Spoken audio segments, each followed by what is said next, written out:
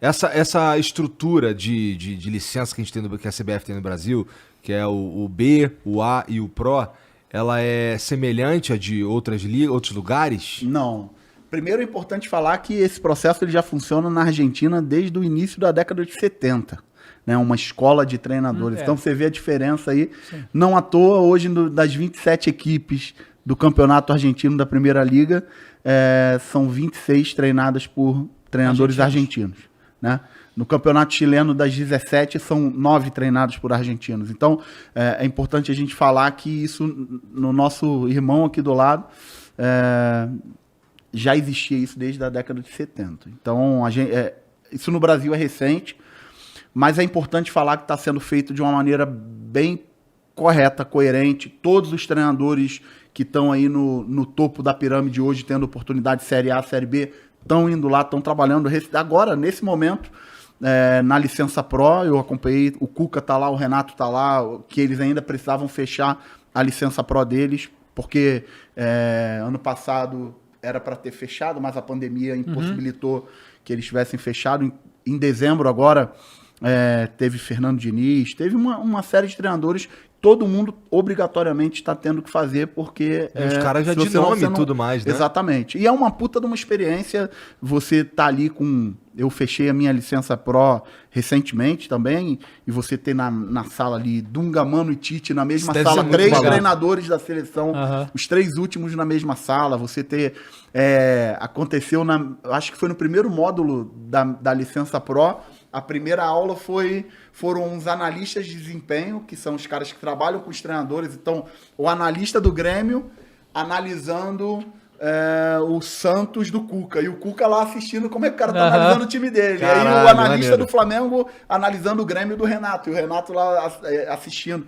Então, é uma experiência muito legal, tanto da parte de troca de conhecimento específica de futebol, mas também da questão dos relacionamentos. A gente teve o Dorival, ele protagonizou assim momentos muito legais junto com o Mano, nessa turma também, falando de experiências de bastidores, de dificuldades, e às vezes as pessoas não sabem, e também acho que é muito importante falar, as pessoas entendem que existe uma divisão entre os treinadores brasileiros, e isso não é verdade. No meu caso, eu sou um treinador jovem ainda, e todos esses treinadores, Mano, Abel, Dorival, Filipão, esses caras são muito generosos com a gente, né? O Dorival, como vocês falaram aí, eu também vim ouvindo, teve aqui recentemente.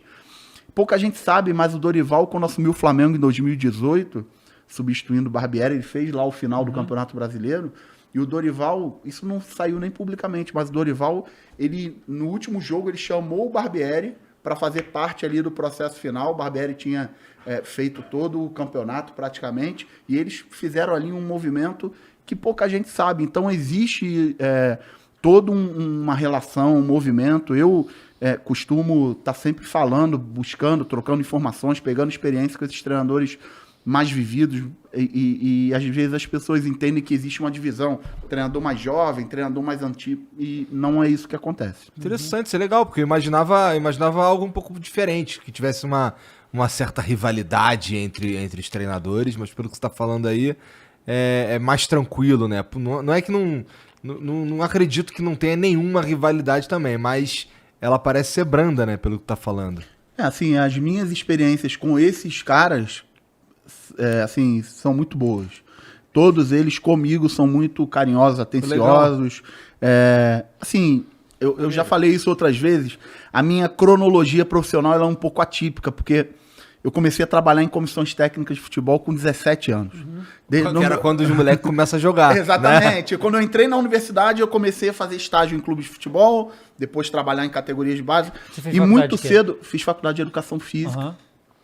E muito cedo, com 23, 24 anos, eu passei a ser auxiliar técnico desses treinadores mais experientes.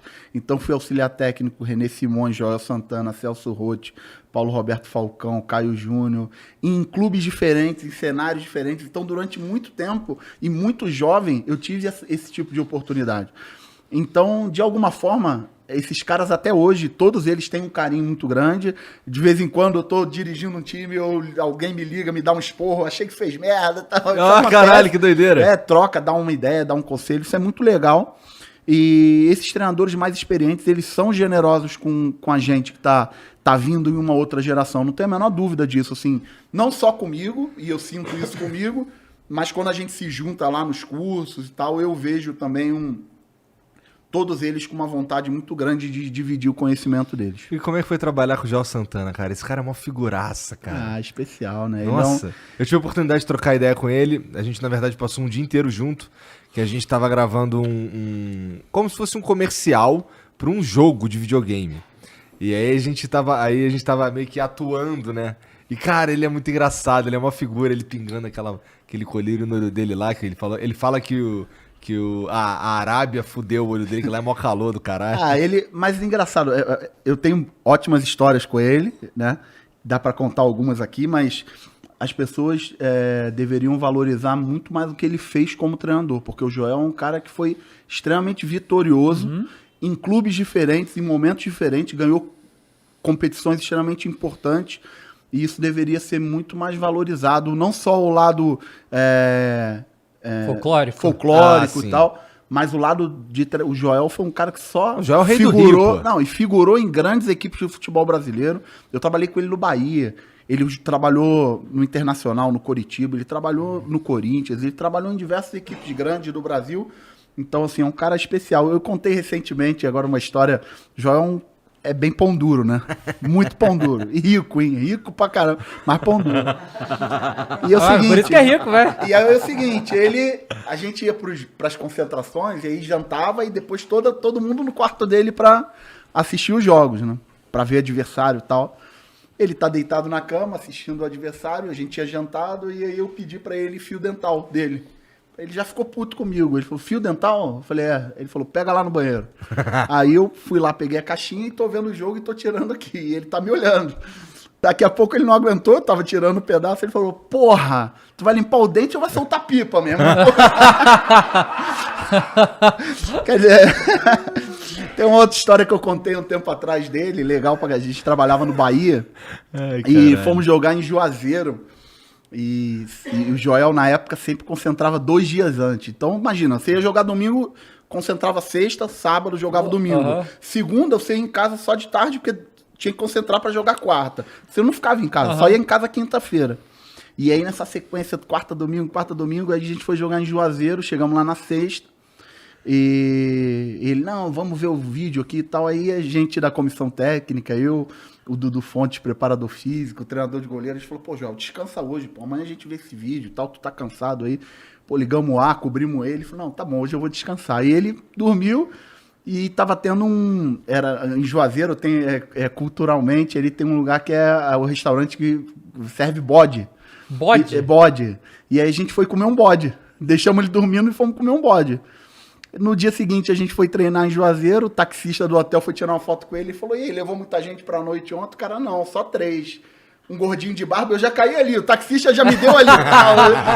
Aí ele, né, 3, tá bom. E fomos treinando, quando voltamos do treino, aí ele falou assim, eu quero minha comissão técnica toda aqui, um do lado do outro. E ninguém entendeu nada, né? Eu quero um do lado do outro. Aí ficou um do lado do outro, ele falou assim, deu um passo à frente quem me traiu ontem à noite.